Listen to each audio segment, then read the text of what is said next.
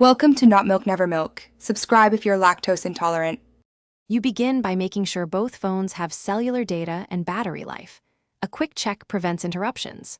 On the source phone, enable personal or mobile hotspot and create a clear SSID and password so the target can find it.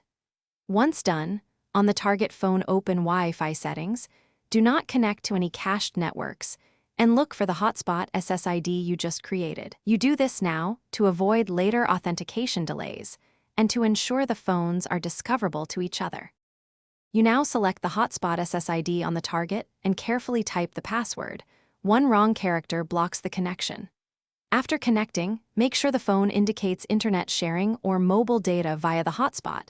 This confirms carrier allowance. If you need advanced checks, open the target phone's Wi-Fi details and confirm it received an IP via DHCP. This proves proper routing.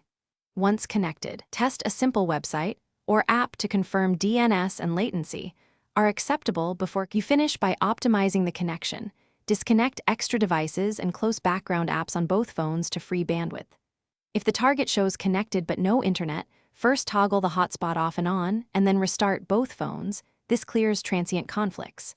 If problems persist, retype the password, check APN and carrier hotspot allowances, and try a different band too. 4 GHz versus 5 GHz on the source if available. These steps fix most issues quickly and restore a stable tethered connection.